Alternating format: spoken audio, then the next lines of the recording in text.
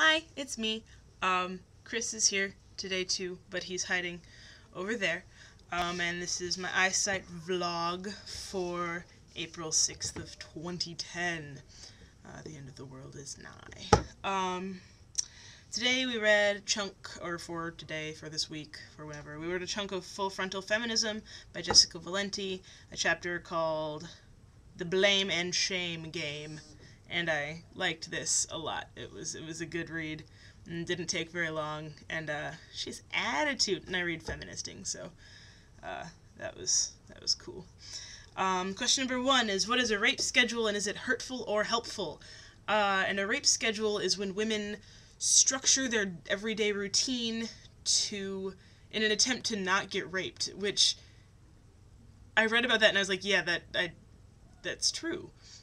I think everyone I know does that. You don't go down alleyways. I avoid the Ped Mall at night like the plague. Because even though it's very public, it's shady. But it's very true, I think. And, you bring your girls with you to the bathroom and stuff, and you shouldn't have to do that. So I think it might technically be helpful, but I feel like it's hurtful because it means that we've very thoroughly ingrained this ideology into our heads that we are going to get raped, and that's scary.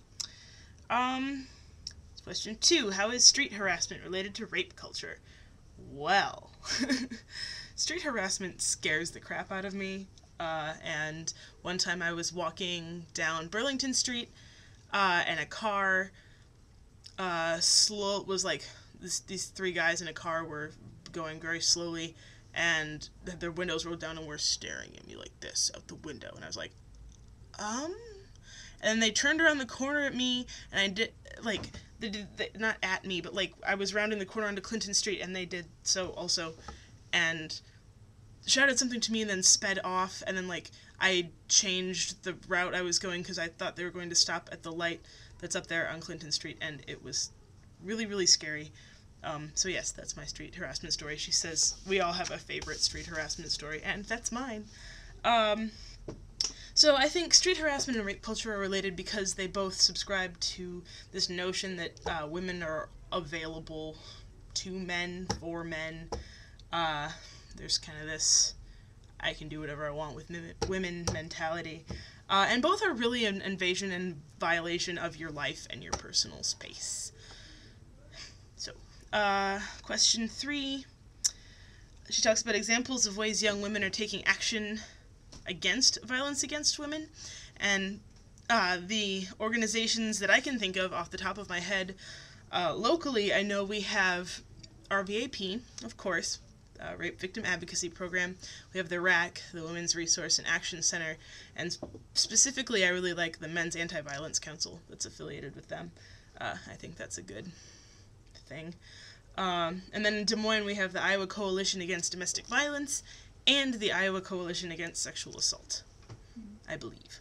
I think it's funny that they're both called the Iowa Coalition Against Domestic Violence and Sexual Assault, respectively.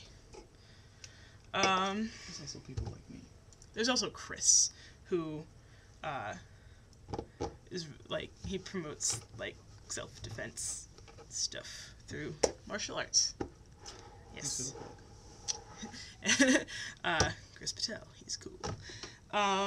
The book that this chapter comes from, Full Frontal Feminism, is written as a guide for young feminists who might not yet realize they're feminists. Do you consider yourself a feminist? Why or why not? And this is a question that I get asked really, really often.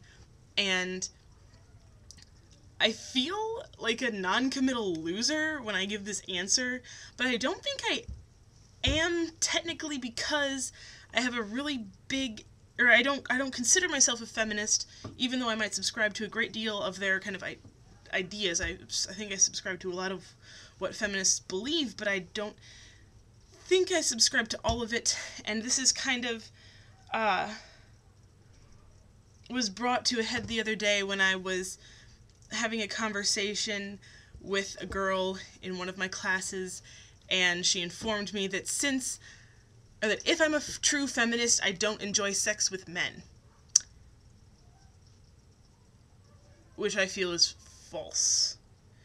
So Like, and whenever you subscribe to, like, a group and associate yourself with a group, you associate yourself with that entire group, including the crazies who don't think that women who respect themselves can have sex with men and enjoy it. So, there's that. That's about all that I got. If you have any questions, comments, let me know. There's the box. Or you can email me. Jamie, you know my email. And I'll see you tomorrow. Bye.